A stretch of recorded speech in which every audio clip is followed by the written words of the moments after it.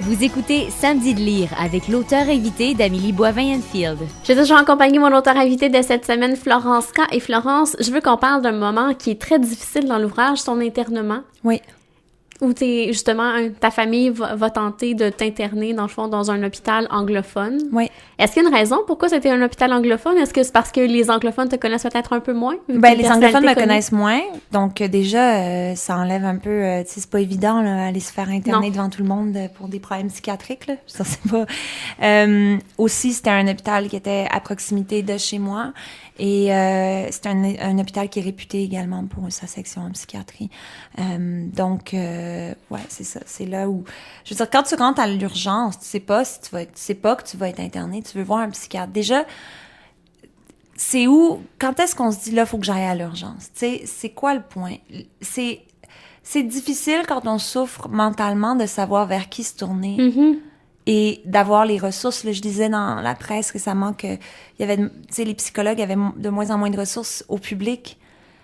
Tu sais, c'est le fun d'être capable de pouvoir se payer une thérapie, mais c'est pas tout le monde qui a accès à ça. C'est cher, les listes d'attente sont longues. Tu sais, si t'attends 9 mois pour avoir des consultations avec un psychologue, t'as le temps de te suicider 20 fois, là. C'est pas... ça devrait être une priorité beaucoup plus, je veux dire, mise aussi... En haut de la liste, c'est de la santé, au même titre que la santé physique. Il y a beaucoup de gens qui souffrent de ça et qui meurent de la maladie mentale. On s'en rend pas compte. Mais il y a toujours cette espèce de phrase qui flotte. Ben là, il y a juste à se prendre en main, tu sais. Ou bien, regarde, la vie est belle, t'es pas dans un pays en guerre, tu sais, t'es pas le seul à souffrir. Ça a rien à voir. Non, c'est ça, puis les gens jugent sans connaître réellement. Mais oui. Il y a un passage où tu parles justement à la fin des gens qui disent « Ah oui, moi je m'en suis sortie sans médicaments. » Oui, je suis fort, machin. Ben oui, parce que c'est comme... C'est un choix personnel, on respecte ça. C'est peut-être que sa dépression aussi n'était pas aussi majeure, mais tu peux pas te sortir... Quand t'es plus fonctionnel, tu peux pas t'en sortir là, sans aide médicale et professionnelle. Je veux dire, quand tu peux plus te lever pour te brosser les dents, quand tout ce dont à quoi tu penses, c'est le suicide. Mm-hmm. C'est clair que ça va pas, là. C'est clair que c'est pas normal, tu sais. Donc, OK, si t'as eu une peine d'amour, ça a été un peu rough, tu t'en es sorti sans médicaments, j'espère, tu sais, à la limite, tu sais, que t'as pensé à aller consulter, à régler ces histoires-là. Mais si tu t'enlises là-dedans, si la douleur est insurmontable, c'est là qu'il y a un problème médical. C'est là qu'on peut parler de quelque chose de clinique. Et c'est là qu'il faut consulter. Et tu parles aussi de tes essais de tentatives de suicide. Oui, dans le bouquin. Parce que ça fait partie de la chose aussi. Donc oui, c'est trash là, de le raconter comme ça dans un livre, parce que c'est pas... Je veux dire, j'y vais en détail, tu sais, quand même. Mais c'est bien que tu le racontes. Ben oui, parce qu'il faut... C'est tellement difficile pour ceux dont la famille... Je pense que c'est un bel outil qu'une famille de quelqu'un qui est atteint d'une dépression en ce moment puis qui savent pas trop quoi faire, qui comprennent pas trop pour bien le comprendre. Je suis pas convaincue qu'il y a quelqu'un qui est en dépression devrait lire ça en ce moment parce que... Non, puis honnêtement, quelqu'un en dépression, moi, je pouvais pas lire. Oui, c'est ça, c'était trop demandé pour toi. C'était trop demandé. Quelqu'un en burn-out peut pas lire. Quelqu'un en dépression, je veux dire... La concentration. La concentration, il y en a plus, là. Je pouvais pas enligner 2 phrases, mais c'est... Pour quelqu'un qui s'en sort, pour quelqu'un qui se sent seul, qui a l'impression d'être le seul à traverser ça, parce que ça aussi, c'est un symptôme de la dépression, se sentir seul au monde, avoir l'impression qu'il y a un mur entre le reste des gens et puis soi-même. Et ça, c'est très difficile, parce que c'est comme ça qu'on s'isole, qu'on s'enlise dans l'isolement également. Et plus on s'isole, moins on met de chance de notre côté de pouvoir s'en sortir. Mais ça, c'est incontrôlable. C'est la maladie qui fait ça. Parce que t'es quelqu'un qui adorait la musique depuis ton enfance et on te suit justement, puis on voit à quel point c'est rendu un calvaire pour toi, là. C'est trop difficile. Oui, il y a plus rien. Il y a plus rien qui tient. C'est vraiment spécial. Quand ça arrive, là, jusqu'où ça peut aller, là, c'est pas de la petite bière. Et tu doutes même, après avoir guéri, de... savoir si tu as encore envie de faire de la musique, là. Oui, parce que à un moment donné, j'avais peur d'y retourner. Je trouvais que la musique, c'était trop relié aux émotions, que c'était pas assez concret. Moi, j'ai eu besoin de beaucoup de concret, d'être très groundée après ça, pour vraiment m'enraciner dans la réalité, parce que mon imagination peut aller très loin, dans le mauvais sens du terme, autant que dans le bon, mais j'ai vu jusqu'où ça pouvait aller de l'autre bord, tu sais.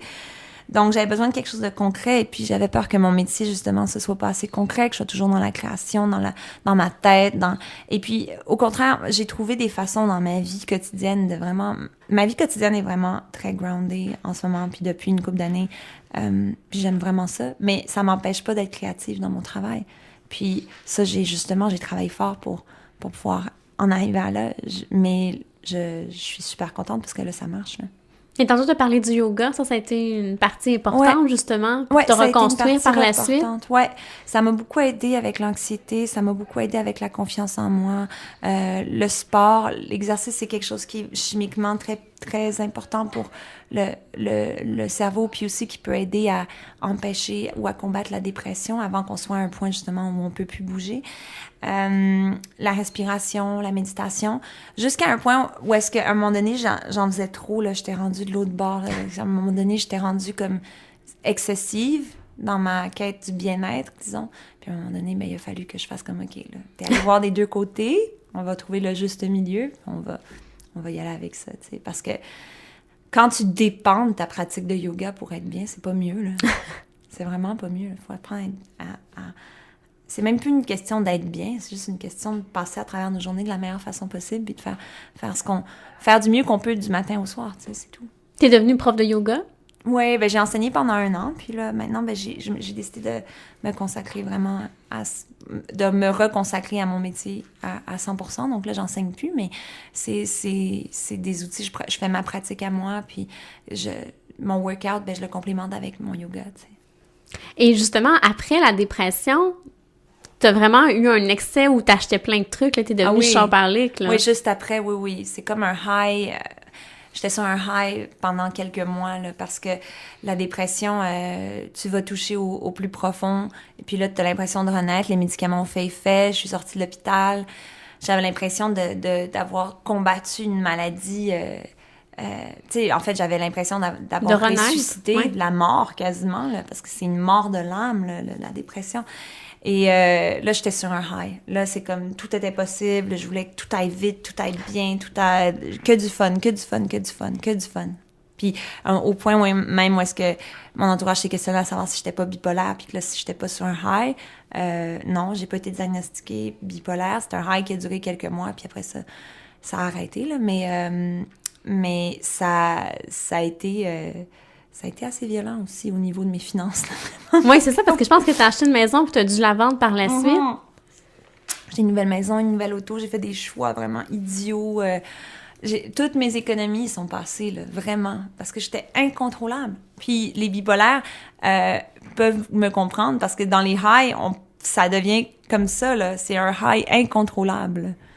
T'es là-dessus, là. Mais la thérapie a été vraiment la chose qui a été le plus bénéfique pour moi.